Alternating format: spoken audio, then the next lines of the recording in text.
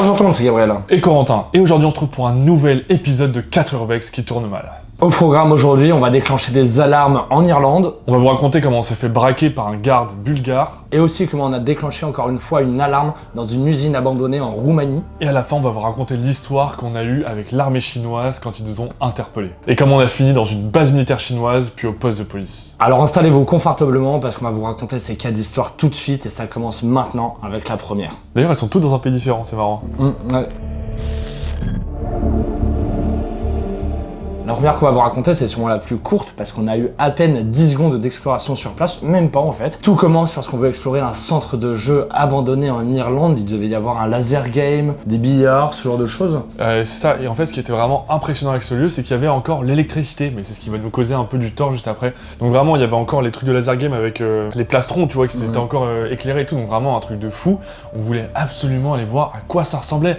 Un lieu complètement plongé dans le noir, mais avec quelques lumières encore qui clignotent partout. On était trop impatients d'explorer. On avait fait un premier repérage de nuit la veille, on avait trouvé une porte ouverte. On va donc se rendre sur place au petit matin, aux lueurs du soleil, et on va ouvrir directement cette porte et s'infiltrer dans le bâtiment, tout en étant vraiment très stressé parce qu'on ne savait pas du tout à quoi s'attendre à ce moment-là.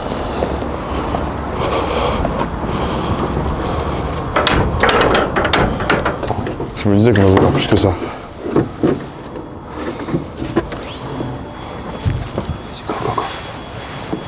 L'électricité, hein. Ah putain. C'est rendu. Je te le lumière. Putain. C'est un bruit. Ouais. Je crois que c'est pas d'alarme. Au début, on commence à entendre quelques bruits à l'intérieur, mais pas des bruits qui sont forcément très inquiétants, puisque c'est des bruits de fonctionnement, juste de l'électricité, des petits bips un peu à droite à gauche, mais rien de très alarmant, tu vois. Donc on continue à explorer, et on va voir ce qu'on trouve. J'espère qu'il n'y a pas d'alarme non plus, putain. C'est stressant. Après, les seuls trucs que je vois allumer pour l'instant, c'est des trucs qui incendient. Ouais, c'est stylé. J'espère que le bruit sera que dans l'entrée. Ouais, c'est une alarme incendie qui a plus de batterie, c'est quoi? Ouais, quelque chose comme ça. Enfin, un truc qui est en deux. C'est nous ça? Et en arrivant dans la pièce principale de cet ancien centre de jeu, on va avoir la malchance de déclencher une alarme directement. Et au début, je sais pas vraiment si c'est une alarme, parce que c'est un bruit qui est assez distant, comme si un camion reculait en fait, parce que l'alarme elle se déclenche pas dans la pièce en elle-même, elle se déclenche autre part. Et du coup on a un petit moment d'hésitation, on dit putain qu'est-ce qu'on fait et tout, et on se dit qu'on est en Irlande, que la sécurité est extrêmement élevée en Irlande, on se rend pas compte, et du coup on va directement partir, et ce qu'on va se dire c'est qu'on va partir et se cacher à quelques centaines de mètres du lieu pour voir si quelqu'un va intervenir. Ça a l'air, ouais. On sort. C'est peut-être un camion devant, non? Ça, c'est une alarme là-haut. On se barre. Putain. On se barre? Ouais, on se barre. Et c'est bel et bien ce qui se passe. Après une petite dizaine de minutes d'attente sur un banc, on va voir quelqu'un débarquer. Il avait un chien ou pas, je me rappelle plus. Je crois pas, mais en tout cas ce qu'il va faire c'est qu'il va débarquer avec un camion qui va se garer juste devant la porte par laquelle on est rentré. Déjà mystérieux, pourquoi cette porte-là? Vraiment il va arriver en trombe super rapidement, il va directement rentrer dans le lieu, et là on se demande, ok, bah je pense qu'il est en train de nous chercher. Après peut-être 15 minutes d'attente, on va voir la personne ressortir du lieu, remonter dans sa camionnette, évidemment il n'avait trouvé personne vu qu'on n'était plus là, et reprendre la route afin de reprendre son travail. Est-ce qu'il verrouille la porte ou pas? Non, justement on y retournait après, c'était toujours ouvert. Ah ouais c'est ça le truc, en fait on se disait qu'il était en train de verrouiller la porte ou de faire quelque chose ou quoi, et en fait quand on retourne sur place sur la porte elle est encore comme on l'a trouvée, donc c'est-à-dire qu'on peut l'ouvrir. Donc c'est vraiment très étrange que quand on soit arrivé, la porte soit ouverte, qu'il fasse son repérage pour nous chercher, qu'il laisse la porte ouverte, et tout ça en pleine rue, c'est vraiment incompréhensible, surtout venant d'un agent de sécurité. Du coup, on va prendre la décision de ne pas re-rentrer sur place, puisqu'on sait très bien que si on re-rentre, l'alarme va se redéclencher, et qu'il va être dans les parages et arriver très très vite, et maintenant on sait que c'est extrêmement bien surveillé. Et c'est vrai que soit en Irlande ou en Angleterre, souvent les alarmes sont vraiment très bien placées, il y a énormément de caméras de surveillance, les grillages qu'on doit escalader là-bas sont infernaux, c'est vraiment l'une des régions les plus compliquées à explorer qu'on ait eu dans notre vie. Et c'est pour ça qu'on a décidé de partir, parce qu'on savait très bien qu'ils allaient être encore une fois extrêmement réactifs, et que ça aurait pu nous causer vraiment du tort. Pour la deuxième anecdote, on souhaitait explorer une ancienne base militaire perdue dans la montagne en Bulgarie, et on avait une information. l'un des bâtiments possédait un bunker et c'était l'objectif de notre exploration. Un bunker énorme qui était prêt à résister à une attaque nucléaire, donc vraiment quelque chose d'assez conséquent et très profond sous la terre. On était trop hype de le faire et on s'est dit vraiment c'est perdu en plein milieu de la forêt dans un village où il n'y aura aucune connexion internet, vraiment très reculé, on n'a aucun souci à se faire. Mais quelle erreur. Depuis le début, on voit pas mal de panneaux sur les arbres indiquant qu'il y a des caméras de surveillance. C'est jamais bon signe, on va voir si c'est vrai ou pas. En tout cas là on a, je pense, une petite vingtaine de minutes, peut-être une demi-heure de marche perdue au milieu de rien. Donc Ouais, on va c'est profiter. trop qui semble abandonné. Je pense que très peu de personnes l'empruntent. Il y a quelques traces de pneus quand même, ce qui est assez mystérieux. Ouais. Ça se trouve, on va arriver devant le truc, il y aura 4 gros militaires. On va donc garer notre voiture en bas d'un petit chemin de terre qu'on va emprunter à pied afin d'escalader cette montagne et accéder à la base. Et en parcourant ce chemin, on ne pouvait absolument pas s'imaginer dans quelle galère on était en train de s'embarquer. Et déjà, on pouvait être prévenu dû à quelques panneaux, attention, caméra de surveillance, mais on n'y croyait absolument pas sur le moment. Regarde le portail là-bas. Oh putain, il est excellent mec. Putain, mais on dirait des logos de l'Union soviétique. Ouais, carrément, il y a Avec plein des de étoiles panneaux. comme ça. Oh, les panneaux, ils rassurent pas du tout. Hein. Toi, je m'attendais vraiment pas trop à un truc comme ça. C'est vraiment l'entrée officielle de la base militaire, genre. Après une dizaine de minutes à marcher dans la forêt, dans des petits chemins de montagne, on va arriver devant un énorme portail floqué aux couleurs de l'ex-URSS, on peut le dire ça, avec des étoiles communistes, énormément de panneaux qui sont écrits en bulgare qu'on ne peut pas déchiffrer, et un logo qui veut nous interpeller, où il y a marqué MOBA, hein, finalement. Sur le moment, on ne sait pas du tout à quoi correspond ce logo, et en fait, c'est le logo de l'armée. Il y a une caméra là-haut. Il y a beaucoup de panneaux. Énormément de panneaux même. J'ai comme l'impression qu'on n'a pas à être là. Énormément de panneaux quoi. Ah, la caméra, est-ce qu'elle fonctionne vraiment quoi? En tout cas, vraiment le portail, waouh. Dinguerie. Ça nous rassure. Je m'attendais vraiment pas à tomber sur un truc comme ça. Ouais, à se faire bloquer comme ça au milieu de rien. Surtout qu'en plus, il n'y a pas forcément de trou évident dans le grillage là. On va aussi pouvoir constater qu'il y a plusieurs caméras de surveillance. On ne sait pas si elles fonctionnent ou non. Et on va remarquer que derrière le grillage, il y a un petit cabanon qui devait servir à un garde. Est-ce qu'il est vide? Est-ce qu'il y a quelqu'un? On n'en a aucune idée. En tout cas, on va se dire qu'on va rebrousser chemin, qu'on ne va pas passer via ce portail, mais qu'on va plutôt passer par la forêt afin d'être plus discret. C'est quoi ça, tu vois? Ce qui est chiant, c'est qu'on peut pas lire du tout ce qu'il y a, mais regarde ce logo, genre. C'est le logo de quoi? Entries prohibited. Ok. Est-ce qu'elle filme vraiment? Est-ce qu'elle est connectée à quelque chose, ça? Est-ce qu'elle peut vraiment envoyer des infos étant donné qu'il n'y a pas internet? Ouais, c'est une antenne, je veux bien, mais bon, j'ai pas l'impression que ce soit connecté. Là-bas, ces caméras-là, elles ont l'air très récentes. Elles sont flambant neuves, mec. Elles sont toutes brillantes. Putain, on a pas envie de voir l'armée arriver, quoi. Ah, c'est un peu flippant, hein, mais on va pas baisser les bras. Mais en tout cas, nous qui cherchions potentiellement un bunker, ça, c'est plutôt des bons indices. c'est plutôt genre, ça veut dire qu'il y a quelque chose d'intéressant là-bas. On a de la chance, on va trouver un trou dans le grillage, on va pouvoir s'y faufiler, on va commencer à avancer petit à petit vers ce village sans trop savoir exactement où est-ce qu'il est puisqu'on n'a pas vraiment de vue satellite ni de vue au drone. Donc on avance, c'est très compliqué, jusqu'au moment où on va entendre un chien qui aboie. Là, il y a un trou dans le grillage. On va donc rentrer dans une zone, ma foi, plutôt dangereuse. Putain, mais du coup, si vraiment une bagnole de sécurité passe en bas, ils voient la voiture direct, Ouais. ils vont savoir. Et là, ils savent. On est désormais en zone hostile. On a entendu la même chose, hein. On a entendu la même chose là. Gros bruit de chien, Fait chier. 2 aboiements qui viennent vraiment, on est à 100 mètres là, je pense. Évidemment, quand on allume la caméra, il aboie plus, hein. Je pense que t'as vu dès qu'on marche, il entend. Ouais. Fait chier. Putain, il y a un chien devant, c'est le pire truc. Ouais, vraiment le pire truc. Au moins, il nous a entendu, mais on l'a entendu, tu vois. Ouais. C'est mieux que on arrive sur place, on l'écoute. Mais là, on est mort, quoi, du coup, putain. Et s'il y a un chien, il y a sûrement des humains. Évidemment. Peut-être un chien sauvage aussi. Hein. C'est vrai qu'il y a des chiens sauvages dans cette ville. Ouais. Mais bon, vu les caméras et tout. Je pense pas que ce soit un chien sauvage, malheureusement. Il y a un bunker de l'armée juste devant nous, on peut pas y aller à cause d'un putain de chien. Ah, il est juste là, putain. Putain, il continue à aboyer. On va devoir annuler. Hein. Il fait un bruit bizarre quand même. Comment c'est un bruit bizarre? Je sais pas, il aboie bizarrement, genre. C'est un bruit de chien quoi. À savoir qu'en Bulgarie, les chiens sauvages c'est quand même assez courant, mais ça peut aussi être un chien de sécurité, on n'en a aucune idée, donc on s'avance vraiment dans la gueule du loup et on continue à avancer en étant terrorisé parce qu'on sait que le chien nous entend de très loin. Même à un moment, on s'est dit, quand on a entendu le chien pour la première fois, on se dit c'est mort, il y a un chien, on ne peut rien faire, on est dans la forêt, on se casse. On a commencé à partir d'ailleurs, hein. Mais on s'est dit non, on est en dommage. Bulgarie, on a fait tout ce chemin, on va pas arrêter là pour un abonnement. Donc on continue à avancer, mais on va rejoindre un peu le chemin principal parce que c'était impossible de continuer par le chemin à travers la forêt, et ça va sûrement être ça notre erreur. Et aussi l'idée d'être sur le chemin principal, c'était d'avoir un visuel sur ce qu'il y avait devant nous. Par exemple, si on voyait une camionnette ou une voiture, on se serait directement reculé, alors que depuis la forêt, c'était impossible. Mais en avançant donc sur ce chemin, on était à peine à 100 mètres des bâtiments qu'on souhaitait explorer. On va entendre une voix derrière nous. Est-ce qu'on est idiot? Un peu. Ou est-ce qu'on est courageux? Je sais pas vraiment. Mais au lieu de rebrousser chemin, on s'est dit qu'on allait revenir Sur l'axe principal. sur l'axe principal, Les guignols. histoire de voir un peu ce qu'il y a, quoi. D'avoir des images, de comprendre et de voir si en fait le chien qu'on entend c'est un chien errant ou c'est un chien de sécurité. Ouais, c'est ça le Il faut savoir qu'en Bulgarie il y a beaucoup de chiens errants.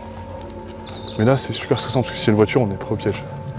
Ouais, bah faut courir dans la forêt. Et là voilà, on commence à voir les premiers bâtiments. Oh. On est mort. Voilà. En entendant cette voix qui nous interpelle, on se retourne et on voit une silhouette noire au loin qui nous regarde et qui avance vers nous. Du coup, on se dit merde, bah, c'est un agent de sécurité, on n'a pas le choix. Il faut qu'on aille vers lui et on commence à marcher vers lui. Au loin, on voit qu'il sort quelque chose de sa poche. C'est une arme. On est mort. Fume.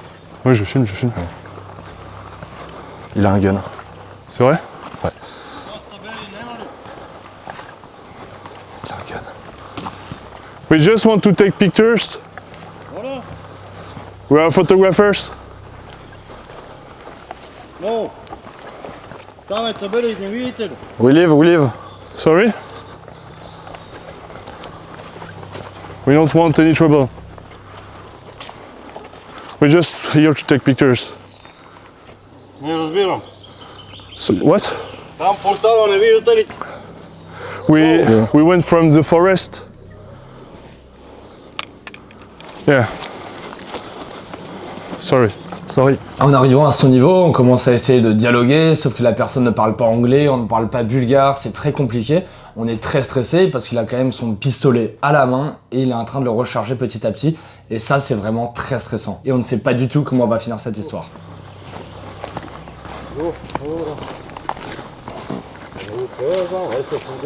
J'espère qu'il appelle pas les flics. Je sais pas. Sachant que pour vous recontextualiser, seulement quelques mois avant cette exploration, on avait eu une histoire assez terrible en Irlande où on s'était fait braquer par une personne. Apparemment, il nous avait braqué son fusil entre nos deux yeux, donc ça nous avait traumatisé et on s'était juré de ne plus jamais avoir ce genre d'expérience. Et là, seulement quelques mois après, ça nous réarrive. Et vraiment, quand tu vois quelqu'un avec une arme à feu, encore une fois, en face de toi, t'es terrorisé. Putain, je déteste les armes. Ouais.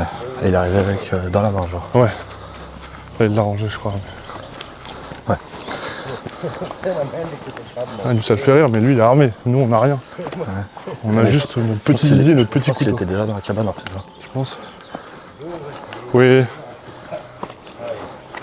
go where? On commence donc à essayer de se justifier avec des mots assez simples, du style photo. Il est pas du tout content de notre présence sur place, ce qui est compréhensif. Il va commencer à passer quelques coups de téléphone, et là on se dit qu'on va finir avec la police bulgare, c'est obligé. Mais bon, c'est plus rassurant que d'être avec un type qui a eu une armement. On va rapidement remarquer qu'il y a quelque chose qui est inscrit sur son épaule, MOBA, le fameux logo qu'on avait déjà vu avant, et on comprend donc qu'en fait la personne qui est en face de nous, c'est un militaire. En tout cas, quelqu'un qui est affilié à l'armée. Donc évidemment, on va faire ce qu'on dit. Il est en communication avec des gens au talkie. Donc on ne sait pas où seraient ces personnes. Est-ce qu'ils sont déjà dans le bunker antinucléaire qu'on devait explorer ou est-ce qu'ils sont en bas? On n'en a pas la moindre idée. Et là, ce qui va être encore assez flippant, c'est quand il va continuer à nous raccompagner. Pendant qu'il parle à ses collègues au talkie-walkie, il rigole, lui. Lui, il trouve la situation, elle est marrante. Mais encore une fois, c'est toujours ça. La personne qui est armée, elle a aucune pression. Elle se fout de des personnes qui ne sont pas armées. Et du coup, il est en train de se moquer de nous, de jouir de son pouvoir un peu.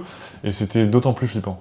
Et nous, évidemment, on avait toutes les idées les plus noires qui nous passaient par la tête. Ça se trouve, il va nous tuer et nous enterrer dans la forêt ici et qui nous retrouvera jamais personne, évidemment. Mais pendant qu'il est au talkie-walkie, on se rapproche petit à petit du fameux grillage qu'on avait vu au début. Et en fait, on va comprendre qu'il était déjà dans la cabine de garde et quand on était présent devant le portail, il avait sûrement dû nous voir. Donc là, il a évidemment la clé de ce fameux portail qui l'ouvre et qui nous dit en gros, dégagez, cassez-vous d'ici, partez.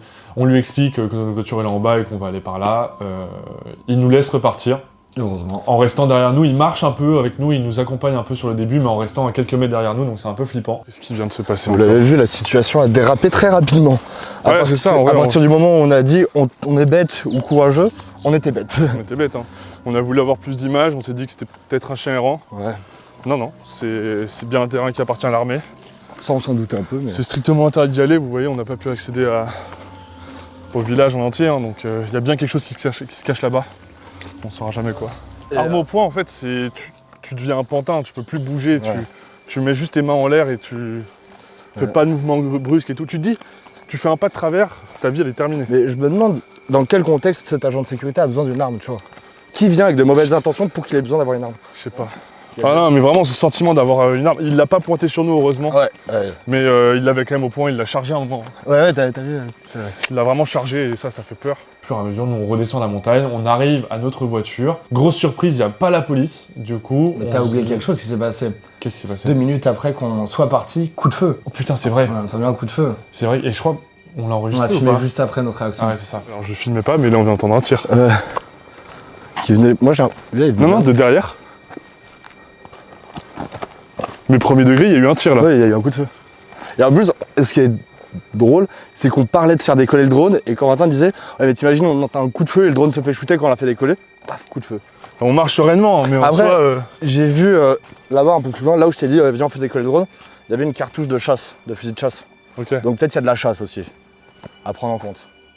Et on n'a pas compris d'ailleurs pourquoi un coup de feu avait été déclenché, parce que c'était juste pour nous s'amuser, Peut-être des pour nous chasseurs, faire peur, ouais. ouais, c'est ça. Ouais, c'est vrai que je me souviens, j'ai eu peur. Ouais. J'ai eu très très peur. Bizarre. En fait, tant qu'on n'était pas arrivé à la voiture, on n'était pas serein. Et on était, évidemment, on pensait qu'en arrivant à la voiture, il y allait avoir une patrouille de police, mais heureusement, il n'y avait personne. On a pris la poudre d'escampette et on a quitté les lieux le plus rapidement possible. Donc voilà, c'était vraiment une histoire très traumatisante. Maintenant, on va passer au 3e urbex qui tourne mal, et cette fois-ci, il se passe en Roumanie, dans une usine désaffectée.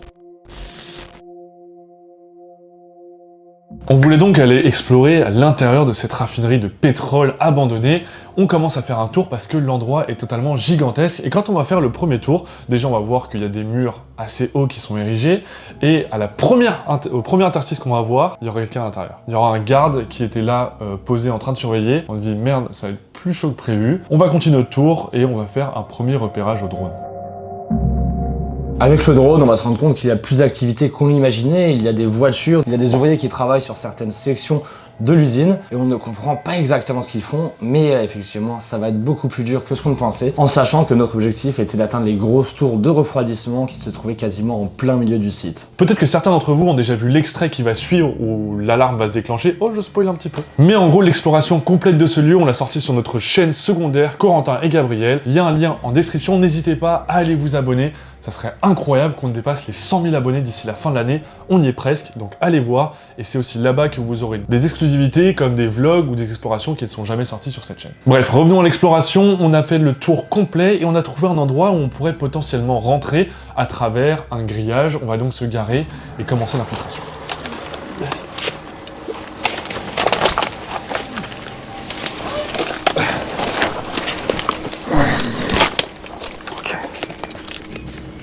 Première étape. C'est tellement pas discret. Oh, l'enfer. Le truc, c'est qu'on peut même pas s'enfuir rapidement en fait. Remettons un peu de contexte dans ce qu'on est en train de faire là. Oh, une bêtise quoi. On a vu qu'il y a énormément de gens qui travaillent ici, on est dans une énorme usine abandonnée. Agent de Une ancienne sécurité. ancienne raffinerie de pétrole. Et il y a plein de monde sur Il y a place. énormément de monde. Et là, du coup, on essaie de regagner un peu le truc pour commencer à explorer, voir un peu les structures qu'il y a. Mais c'est très compliqué. En arrivant dans le complexe, on a décidé de se mettre dans un des bâtiments pour être un peu en sécurité, pour observer et écouter ce qu'il y a autour de nous. Parce qu'à tout moment, une personne ou une voiture peut débarquer. Et ça, c'est vraiment flippant. Ça commence à être stressant. Il y a des bâtiments absolument partout. Alors là, je pense là déjà en regardant ici, ça va un peu nous donner une idée de à quoi s'attendre. La raffinerie est vraiment immense. Il y a un bâtiment en super bon état là. En vrai, on peut aller dedans et peut-être avoir une vue sur un peu ce qu'il y a autour. Vas-y, de ouf. Là, je vois personne. Faut juste qu'il soit pas en activité. Ouais. Parce que vu qu'il y a du monde, ça se trouve, il y a des gens dans les bâtiments. Après, il a l'air cassé celui-là. Ouais, il est peut-être cassé. C'est vraiment beau tout cet acier rouillé au milieu de la nature. Faut rentrer là. Et j'ai des épines partout dans les chaussures. Oh mec. C'est une Montre dinguerie. la caméra, mais genre plus loin quoi. Hmm Sur la carte quand tu veux montrer la caméra. Ouais, là je vais te le montrer à toi, mais Regardez, c'est un masque à gaz de l'Union soviétique. Hein. Enfin, c'est le genre de truc qu'on retrouve dans les bunkers abandonnés. S'il était un peu plus propre, j'aurais essayé. Là, on a des livres de comptes qui datent de 2004. 2004, c'est là où ça commence à être compliqué pour cette usine. C'est trop... Tu veux pas le mettre? Sûrement pas. Pour 5 balles. Là, on est un peu plus tranquille après déjà l'épreuve qu'on avait traversée, parce que pour arriver dans ce bâtiment, c'était extrêmement compliqué de traverser toute la forêt et d'être sur les routes qui étaient plutôt visibles. On établit un plan pour arriver à la tour de refroidissement qu'on trouvait extrêmement stylée. Et on s'est dit que ce serait cool d'y aller, donc on trace un peu notre route, on a déjà une vue qui est magnifique sur le reste de cette raffinerie. Notre plan, une fois établi, on décide d'y aller. Tu penses qu'on pourra aller sur le toit? Peut-être. Des chiens, c'est pas pour nous. J'espère que c'est pas pour nous. On n'a pas fait de bruit. Déjà, là, on pourra avoir une meilleure vue de certains bâtiments. Ouais. Ça, c'était des bureaux, genre, à cet étage? Ouais, je pense.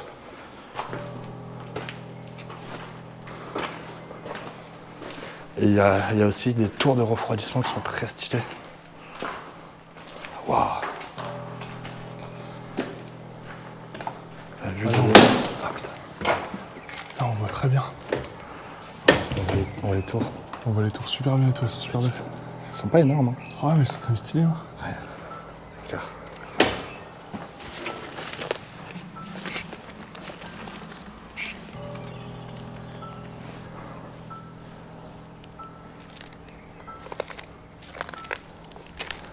On va tout droit, je pense. Ah non. Pas là. Passons au niveau du mur. Ok. Faut qu'on évite les grands axes. Là, objectif, tour de refroidissement. Ouais.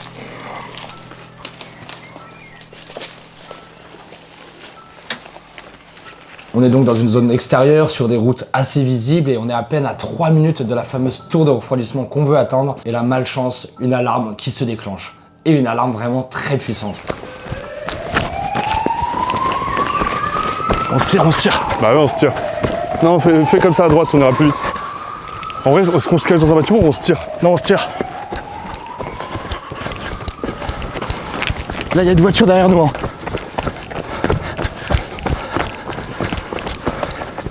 Donc là, évidemment, on le sait, il y a de l'activité sur le site et il ne faudra que quelques minutes avant que des personnes se joignent à nous pour nous arrêter finalement parce qu'ils savent d'où vient l'alarme et ils savent dans quelle zone ça a été déclenché. Du coup, on sait ce qu'il faut faire, il faut qu'on se barre le plus rapidement de cette usine pour retourner à la voiture et que personne ne nous attrape.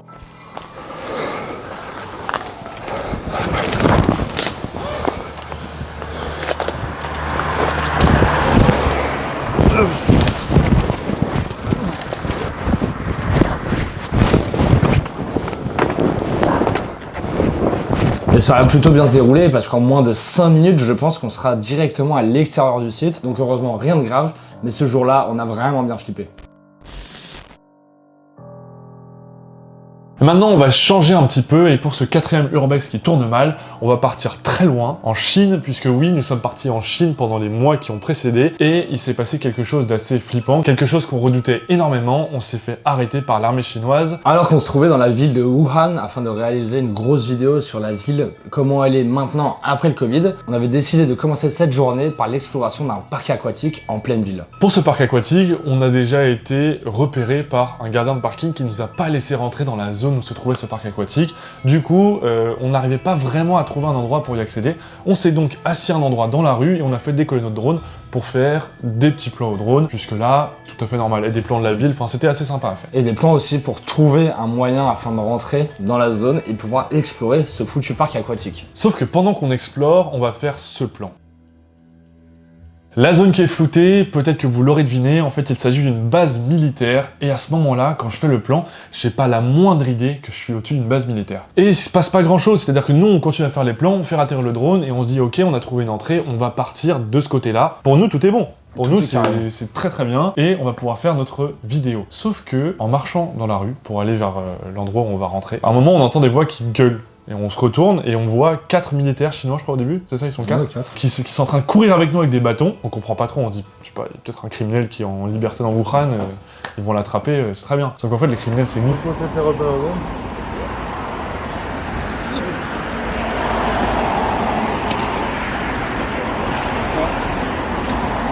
说中文的？Je sais pas. English?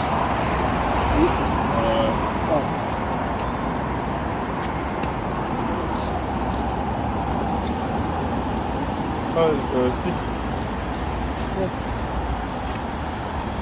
你们是不是刚刚在我们中队门快到了？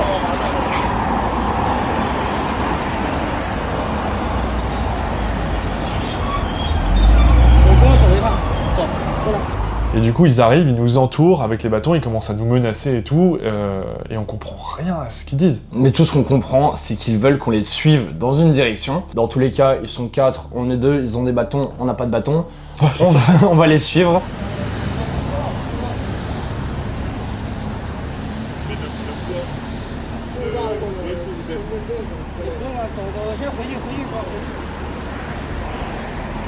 Et en fait, on se rend compte que tout bêtement, pile en face de là où on s'est posé pour faire décoller le drone, et bah la base militaire se trouve vraiment juste là. Ils vont donc nous faire rentrer dans la base militaire et là on comprend qu'on est légèrement dans la merde. Ils nous ouvrent donc la porte, on rentre, ils étaient 4, maintenant ils sont 12 autour de nous, j'ai pas compté mais je pense qu'ils étaient vraiment au moins 12. Hein.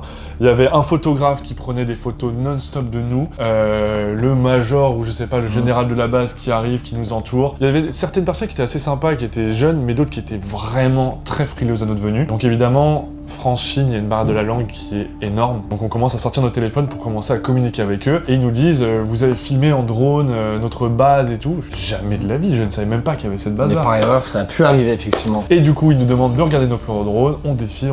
Et là, le mec s'arrête sur un truc.